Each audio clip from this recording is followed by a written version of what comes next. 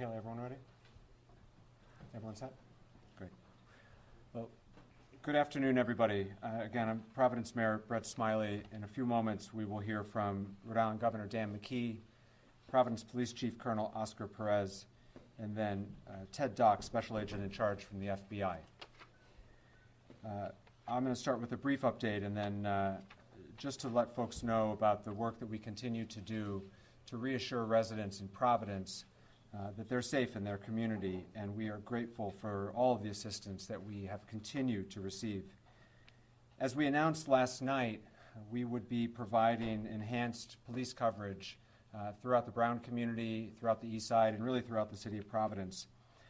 And what residents and neighbors saw today was exactly that.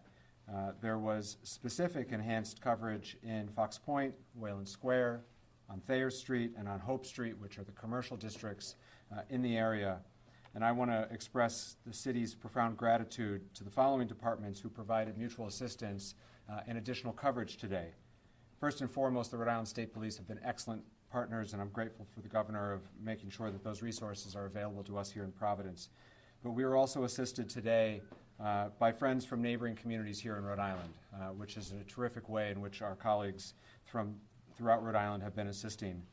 Today we had extra help from North Kingstown, North Providence, East Providence, Central Falls, and Pawtucket. Many other communities have offered to help, and we expect to take that help in the days to come. But through that mutual assistance of our neighboring communities, we were able to provide that additional coverage. Secondly, we were able to provide coverage to our schools today. We did have school here in Providence. I'm glad we had school today in Providence. We'll have school tomorrow in Providence. This is the last week of the semester, and it's important for kids to be in school, and so we're encouraging parents to do what's right for their family. We understand that there are probably difficult conversations happening at the kitchen table right now, but if you're comfortable, you should send your kid to school.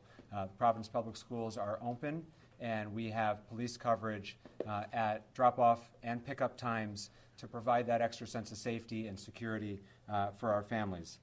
I spent the morning out at our schools too in the neighborhood to be there for our parents, and they certainly were glad to see an officer helping out. And so, as we've said many times, but it's important to continue to say we're so grateful for the tireless effort of law enforcement, not just to assist with the investigation, but to help all of us feel safe in our home.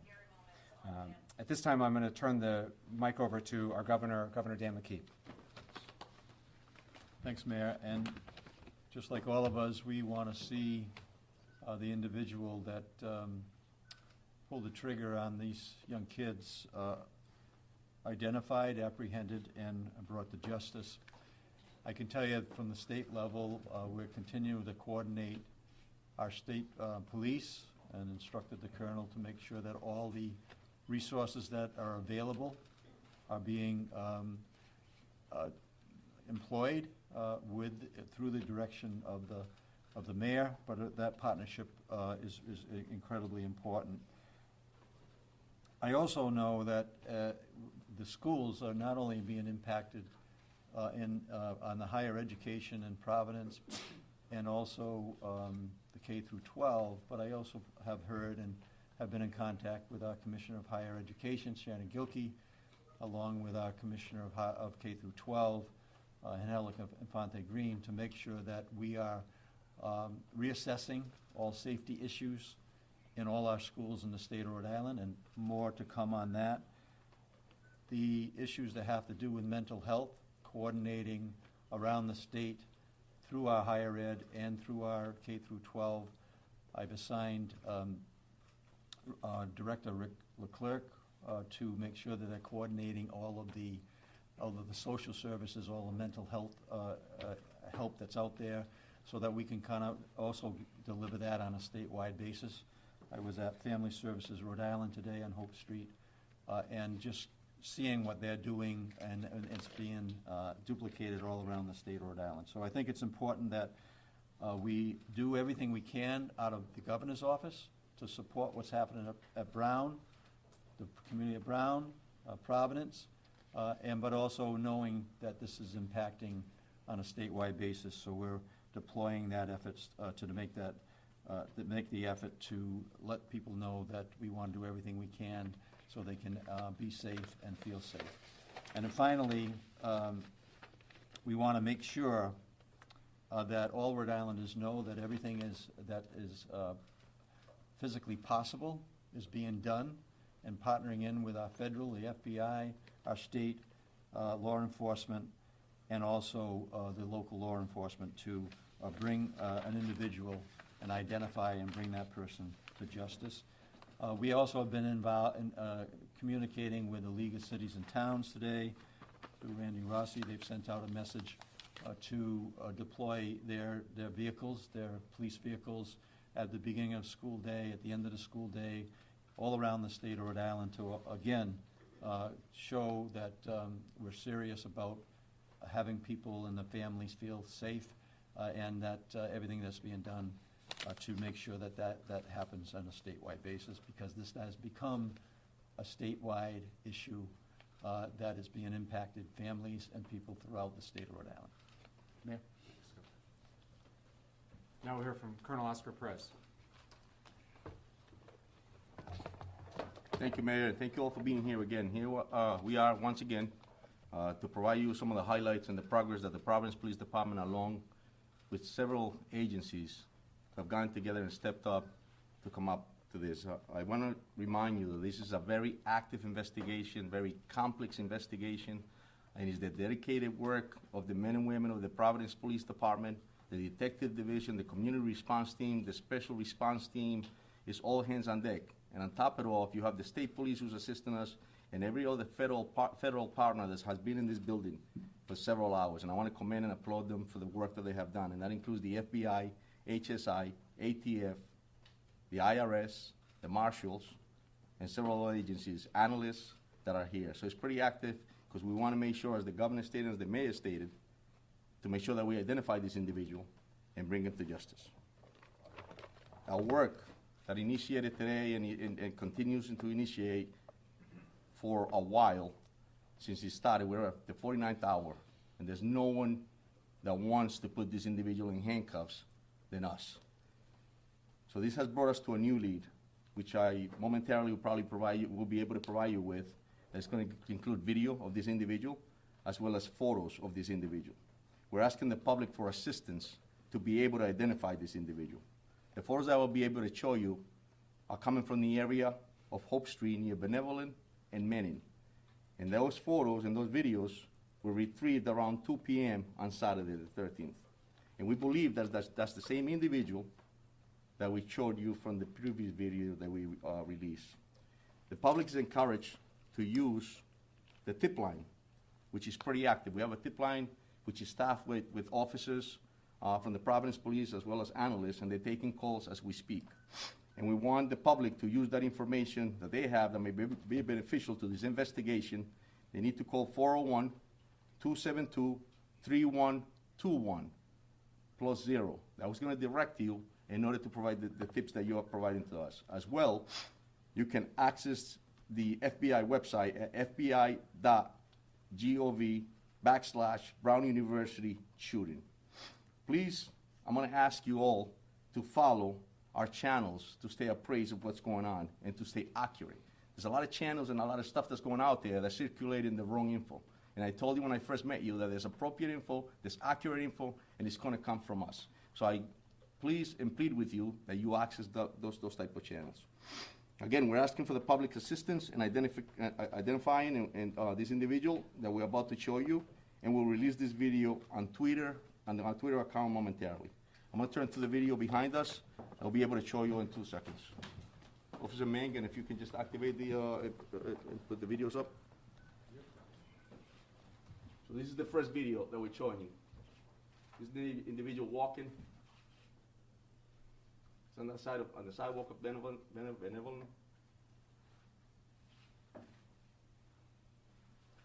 And this is prior to the incident. Here we go again with is this video too, Mike? Again, you see him walking.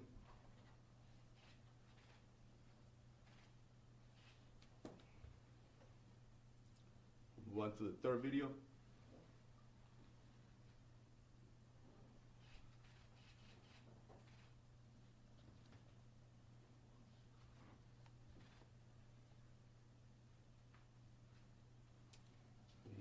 This is some photos of this individual.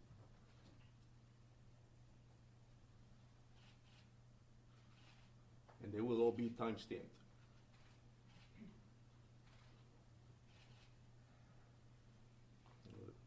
The last photo.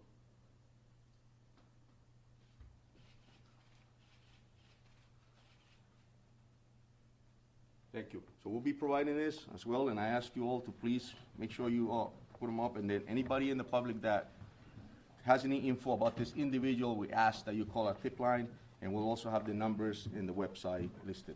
Mayor? Thank you, Colonel. The last speaker today will be Special Agent in Charge from the FBI, Ted Dux. Well,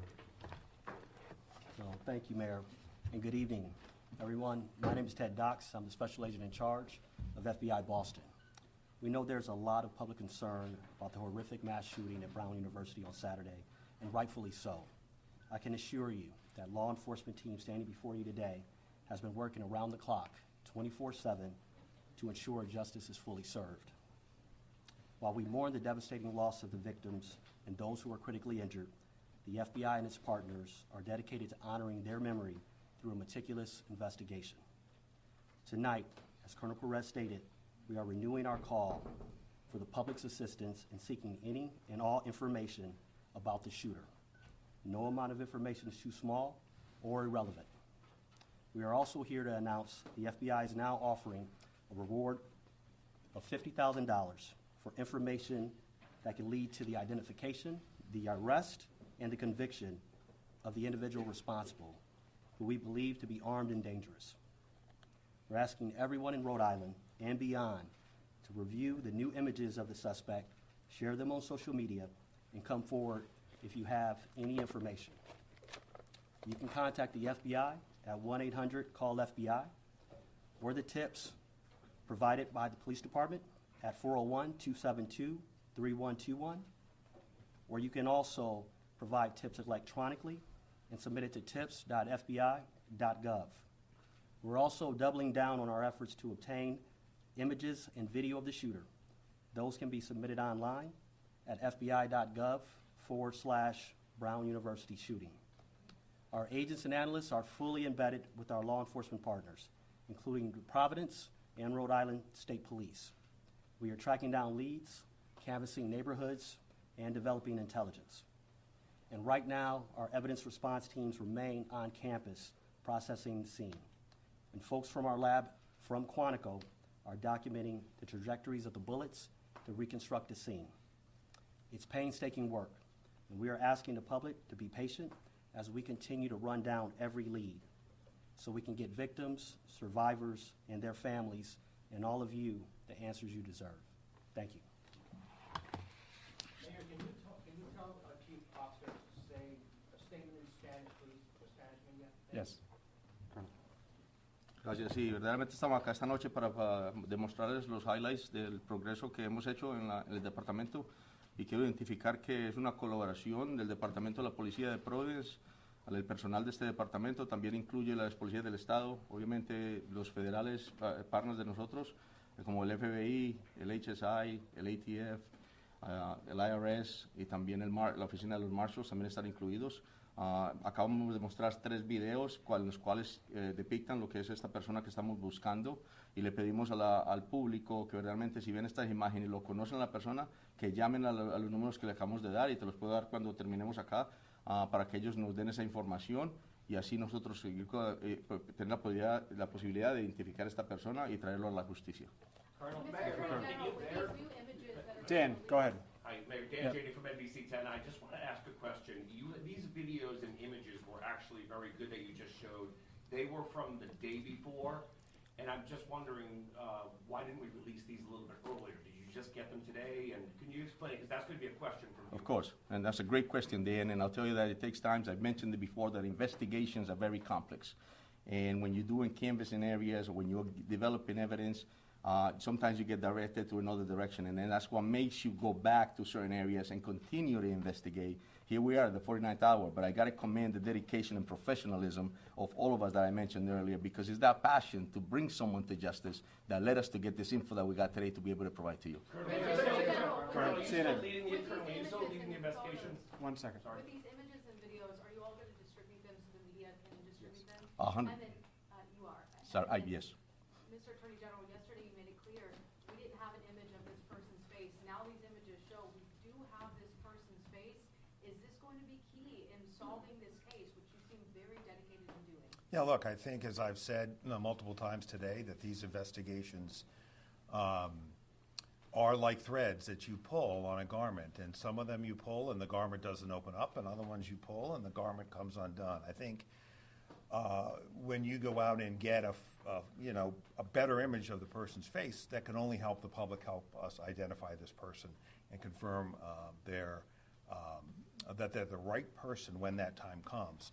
You know, the prosecutors today have been working with the law enforcement agents and police officers to advance this investigation, and I would describe today's work as making steady progress to identifying the person that we saw in the video that was released yesterday, and the sooner we can identify that person, the sooner we can, I think, blow this case open. But that's work that has to happen in the next 24 to 36 hours. Mayor, what led you to believe that there was no further threat to the community today?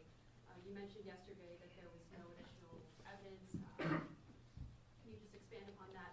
Yeah, it's the same. It's the same as yesterday, which is ever since 4:05 on Saturday, which was when the first call came into Brown.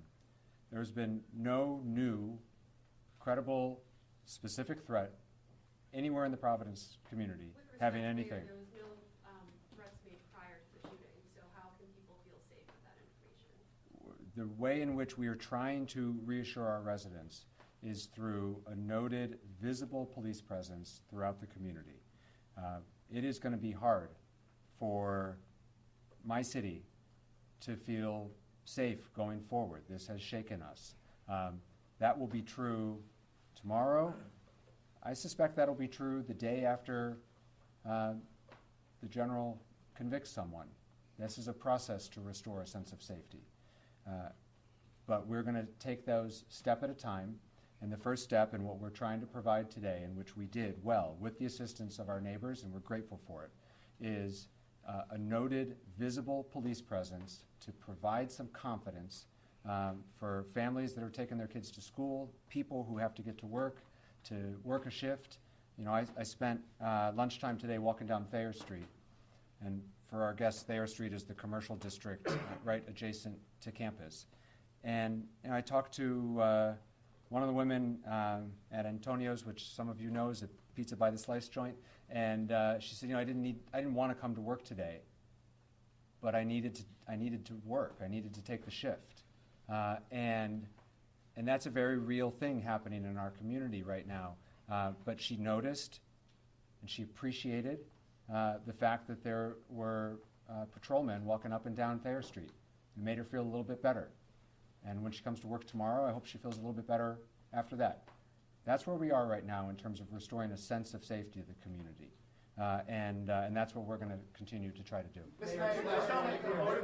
Bill, go ahead. Mayor, two questions. Yeah. To that point, a lot of people scared right now, a lot of people confused right now in the city. Yeah. You speak to them directly, summarizing what you just said or any other thoughts from the heart. Yeah.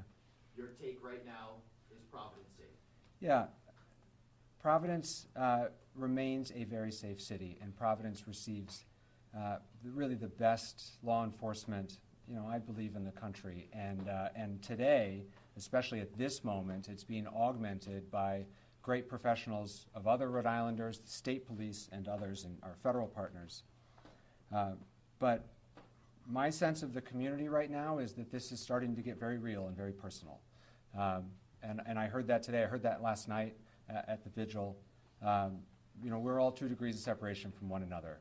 And now people are starting to share stories with one another of, oh, my neighbor was nearby, and oh, my friend's kid was supposed to go to that review session but didn't. I'm starting to hear those stories, and I think all the Rhode Islanders in the room are starting to hear those stories. I heard that story again today with one of our customers is one of the teachers, and so it's starting to get very personal for our community, which is hard. And that's, I think, where we are sort of emotionally in the process. But we're here from one another. That's the scary side. The upside is that this is a tight-knit community that looks out for one another. The governor was there. All the officials who were up here with me tonight were with us at Lippert Park last night. It was 10 degrees. It was loosely organized, and yet hundreds of people came out because they wanted to be with one another. They were hugging their neighbors. They were crying, and they were offering each other support. So this community will heal from this. We will move forward. But that doesn't make light of, and I'm certainly not making light of, the fear and anxiety that persists. But the only way we're going to move forward through it is one step at a time, and today's one of those steps. Please, Barb, go ahead. For the Colonel, Yeah. do you have any idea what kind of firearm was used in this shooting? And do you know how many rounds were fired? Do you have any details of that nature? It was several rounds, and it was a small caliber, actually 9mm firearm was used. And it was several rounds into it, and obviously, as we all know, the casualties and the injured people, it's just terrible. So, yes. Colonel, I have two questions. Yes. Who's the lead investigator on this now? And secondly, what do you believe that a person of interest was doing in that video and those pictures that you obtained? Yes, so the first question, the lead is, obviously we're taking the lead, but Okay. we couldn't do this job without the assistance, as I mentioned, and collaboration of all the different agencies and municipalities. This is a team effort. This is important to us. As the mayor stated, it has shocked the city, and a lot of people are concerned. So this is an effort to put handcuffs on somebody, and it takes a whole team to do that. My second question is, what do you think he was doing? Was he staking out the area? Because this was the day before the shootings, correct? Correct. And so, What do you think he was doing? that's it. Was it So- hours before or days before? So it was a few hours before, and I'll tell you that at this point, that's all we have. So it was a few hours before what he was doing. We'll be able to find out further once we come to investigate. Go ahead. Go ahead, John. Go ahead, John. John DePietro, Yep. Road Patrol Life. Can you talk about, is it unusual to change the direction of an investigation as it's going on? That's a great question, John. I think that, all detectives throughout this nation and in the world understand that when you're investigating a case, it takes different paths. You start somewhere, you start here, and all of a sudden, something else pops off, and you're going in a different direction. And that's what happens. It's complex. And at the end of the day, you have to investigate. You have to pull every rock. You have to look at every video. You have to examine evidence. You have to check ballistics. It just takes a lot of work. You have to interview witnesses, and sometimes that takes you to a whole different path. And as a police officer and a detective, you have to make sure that you don't get into the tunnel vision in order to be able to get the right answer. So, yeah, they do change. Go ahead, Steph. Sorry. Go ahead, Steph. Concerned that the more time passes, it'll be harder to make an arrest? I tell you, every minute, Within a couple days. every minute counts. Every minute counts. But what doesn't stop is the dedication and professionalism of this department as well as our partners. Colonel, the video Steph. Colonel, the Do video. you have any Steph. reason to believe that any of the victims, whether the victims who died or the others, were targeted by this shooter, or that he was just shooting randomly and indiscriminately? That's all part of the investigation, Steph. Yeah, so we'll continue to investigate And then further. Thank you. Can you also explain, the FBI today was searching in the bushes and kicking around the snow, or like moving the snow on Waterman Street. We have known since Saturday that the potential suspect walked down Waterman Street. It was in the first video. Why would you be now looking in the bushes for something on Waterman Street 2 days later after it had snowed? So I just answered John the same question on how investigations, they turn and lead you in a different direction. We might have used all our energies in the first few days to investigate something, and here we are now heading back to that same place to continue to investigate, and that's why you saw that, because the investigations change on a daily basis. Colonel, on the travel of the 911 call or emergency calls that came in, when the first 911 calls to come in, were those dispatched by Brown University Police or Providence Police? It was dispatched by the 911 center, and yes, we responded immediately within minutes. You saw the Providence Police cruiser pulling up. So Providence has been the lead investigator on this That- from that's, the beginning? that's correct. Patrick, Just real quick, Patrick. Have you received any leads or indication on whether this was personally motivated, political, or otherwise? Are there any threats to ground that they had turned over that would give us an indication of why this might have happened? It's a great question, and that's something that we're all asking ourselves, and we'll continue to investigate to be able to get that answer. Colonel, In front here. Do you have reason to believe that this person is no longer in the community? Because you continue to try to reassure the public that they are safe, but you also just said that this person you believe is armed and dangerous. So how can both be true?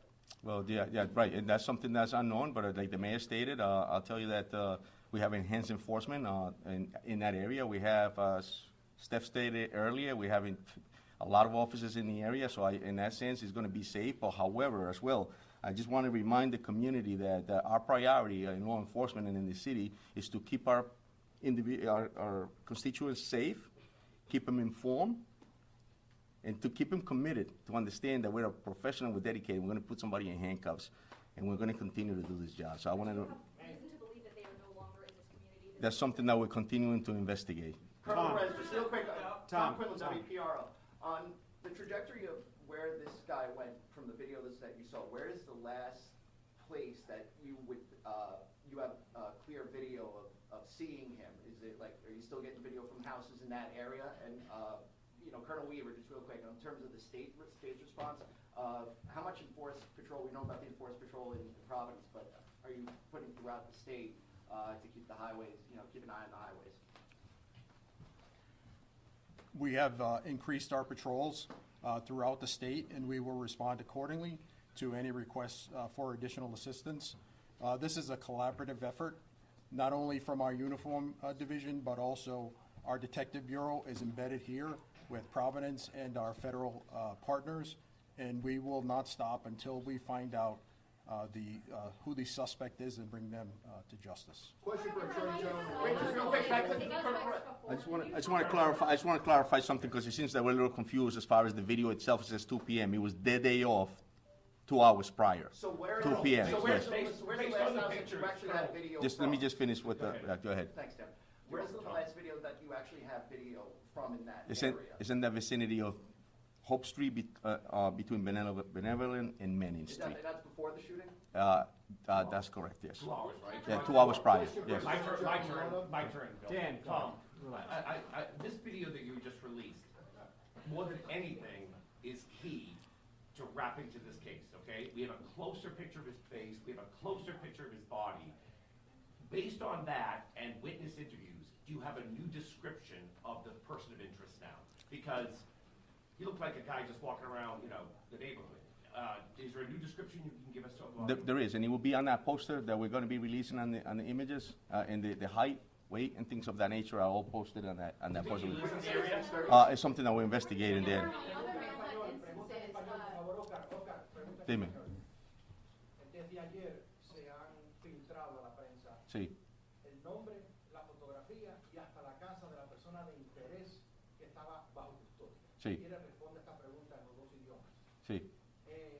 Hoy habían algunos medios haciéndose eco de que había una segunda persona de interés en custodia.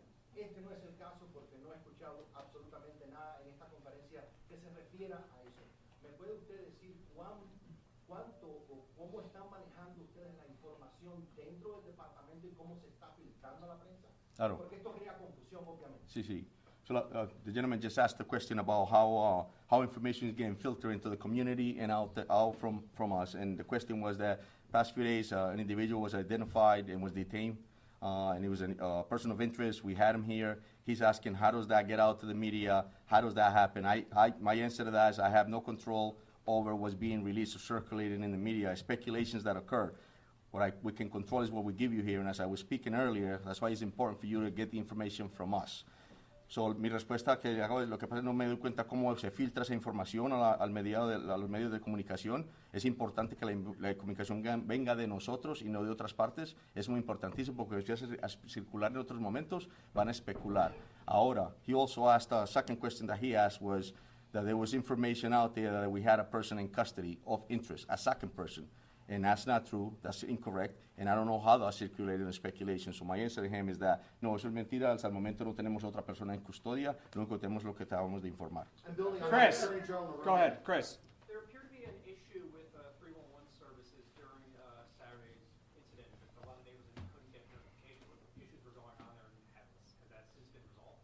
Yeah, so residents in the city of Providence were notified in multiple ways, and certainly through all of your outlets, all official City of Providence social media outlets, Twitter, Facebook, Instagram, and we pushed out a 311 notice. If you are not the 311 notification system in the City of Providence, you have to sign up for it in order to receive it. And so 311 notifications did go out. If you are a resident of the City of Providence and you are not receiving 311 notifications, we urge you to please sign up.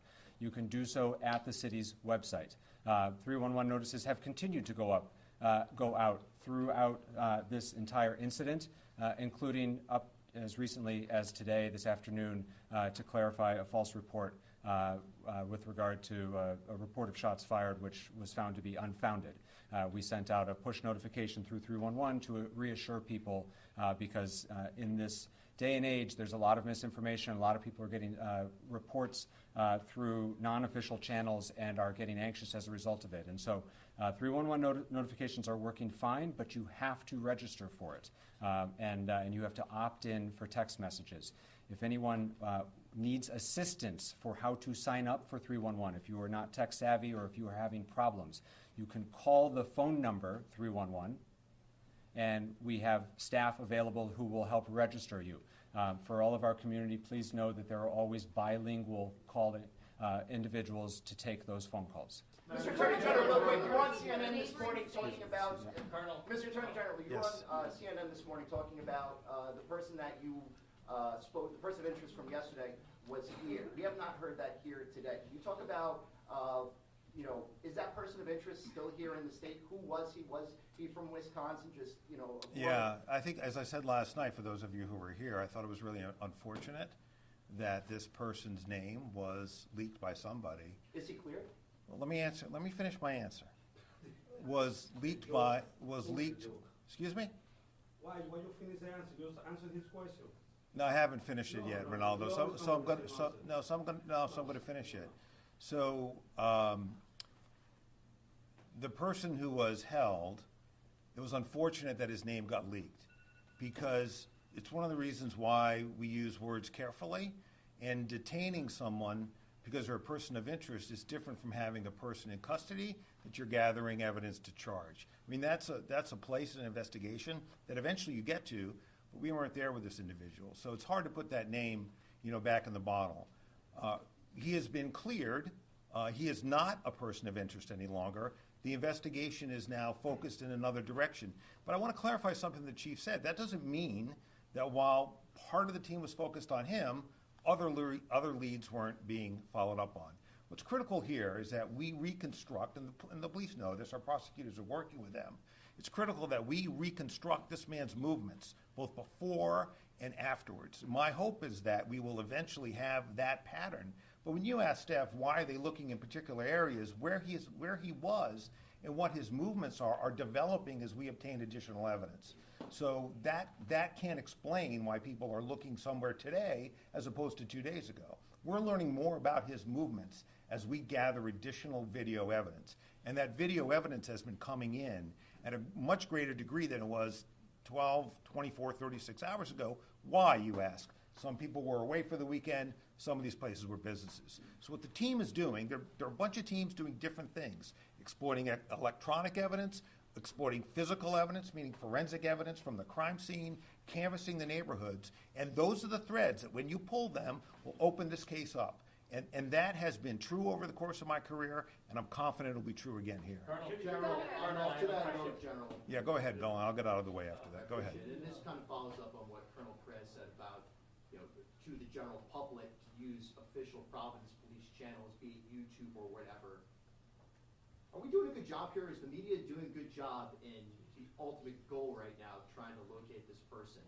Yeah, look, I think part of what's important about these briefings, I give the mayor great credit for doing them, is to help push out information in a case like this to the press and the public to help us solve this crime. That's potentially what it'll take here. Mr.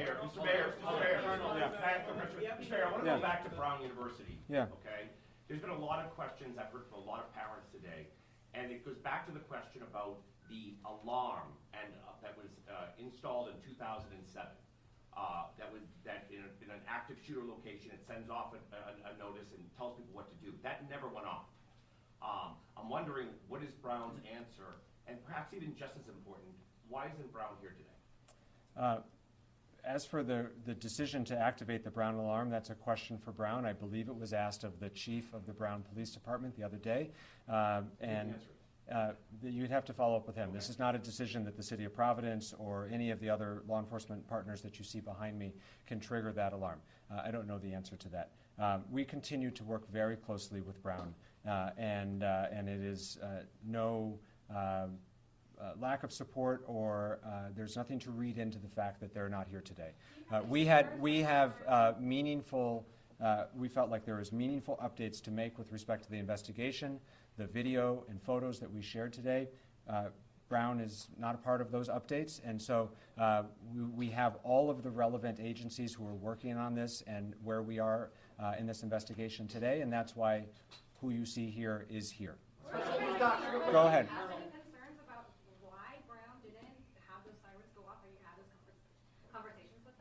Again, Brown has to answer that question, but it is clear that, and the Colonel mentioned this, and we've talked about it a couple times over the last 2 days, the police response to the initial call was swift, timely.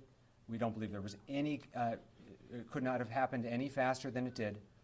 And so I can't speak to, honestly, don't know a lot about their alarm system, and you'd have to ask them about it. But in terms of our response, it was nearly immediately. There's a lot of presence in that area, and Brown PD responded very quickly. In all due respect, we can't ask Brown if they don't show up. Well, you have their contact information, and I would encourage you to reach out. Please, straight back. I'm sorry. Now, do you have any update on the victims who are still hospitalized? Have you spoken with any of them or their families? I don't. There's no degrading of their condition, but I don't have the latest status of them. I've not spoken to them since yesterday, although I know other people have, and we're happy to try to get you an update for our next update. John. Trump says that Brown is to blame here, saying that the onus of this tragedy is on the school itself. Do you think that's a fair criticism? Do you disagree with what the president is saying in response to the shooting, sir? Who's the question for? I'm sorry. For Governor McKee. Repeat the question, please. President Donald Trump has said that Brown University is to blame for this shooting and saying it's the school's problem. Is that a fair criticism, or do you disagree with what the president I don't think it's fair criticism. Colonel. Can you expand on that, sir? Why not? Because Brown University is not collaborating with you guys. You're lying to the press over here. They have facial recognition. We know that because they follow the students, they follow everybody in the neighborhood. We've been in Facial conversations. recognition, they need to release that data to everybody know who the guy in the video. We got the video Saturday. Why you guys release the video today? I think I answered the question. All right, guys. Listen, Colonel, I have just a John, please, just for a second. A couple things. First of all, Brown University and Brown Public Safety, Brown Police Department has been a close collaborator throughout this process. I do not accept that criticism. Secondly, everyone you see behind us, we've all been working for now 49 hours. We're tired. We're serious about the task at hand. I know all of you have been working very hard, and I suspect all of you are just as tired. The press has been a great partner in pushing out relevant, factual, timely information, and we are grateful for that. This crowd has grown a little bit over the last 48 hours, and I know that people are weary, and so I'm asking, please, for a little bit of patience and grace, and we have been fully transparent. We continue to answer your questions. We will continue to do so. But the best way to inform the public and to ask for their help is for these opportunities to not degrade into baseless accusations, and we will point them out when we hear them. John, go ahead, please. Question to the Colonel. Colonel, we learned, you revealed that the shooter used a 9mm. Now, there's a report the shooter yelled something right before his shot came in. Could you tell us what that was? Yes, part of the investigation, John, and we'll, yeah. Now, the only reason I asked that, though, is, for instance, like with the Unabomber, his brother recognized the writing. So it's possible a friend or family member might recognize if the person said something that was significant.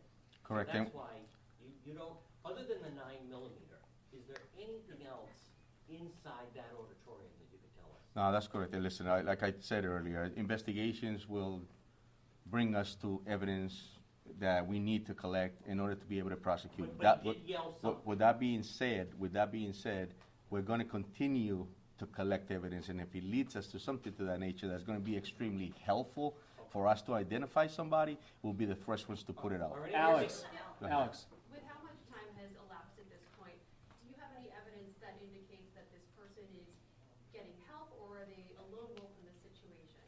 Yeah, so we'll continue. Those are great questions, Alex, and I think that's something for us to continue to investigate. This is active and it's complex, and so that we may have an answer to that they by themselves, but that's not something that we have ruled out, and we won't do that. So. To the left here, please. Where the images Are came you from? looking for both a living or potentially deceased person of interest? We don't rule anything out. Like I told you earlier, this is a complex situation. It's fluid, but we'll continue to do our job in order to be able to get those answers. Follow up on John's question. Straight back, Did somebody please, actually yell? back. You were describing the suspect, or the person you're looking for, as someone in his 30s, and then you said 20s.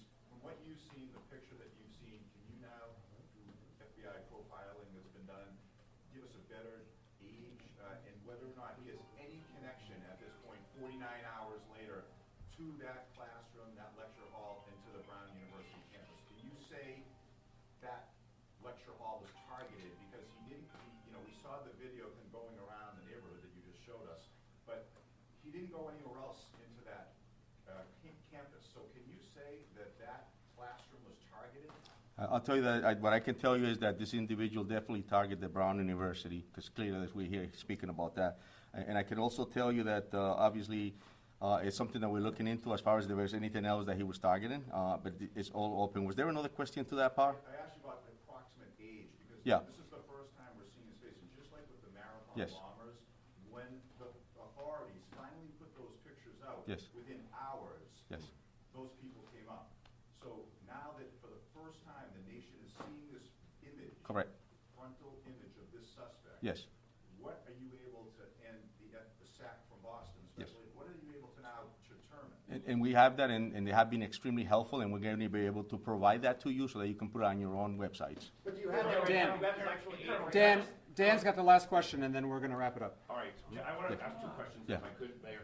To follow up on John's question, did the suspect yell, like has been reported, and there's been some erroneous reporting, but did he yell when he came to the classroom? And how valuable have witness statements been from those who survived? Listen, my heart goes out to the victims, it goes out to the families, and I'll tell you that their cooperation has been extremely helpful. And that, with that being said, we'll continue, and I'm going to respect the fact that, and I hope that they get better, and my heart and soul goes out to them. So, Did he yell though? Did somebody so say something? that's something that we're investigating. We took statements, and we have to confirm that. So- question for somebody. We're gonna wrap it up here. For your planning purposes, we will continue to brief in this location until we say otherwise. We also, unless there's a significant update, we don't expect to brief further today, and expect to do this again tomorrow. Obviously, subject to change, please make sure you're on the press list. If you're not, you can see Josh. That's how notice will be made. But for your planning purposes, that's our expectation. Thank you all very much.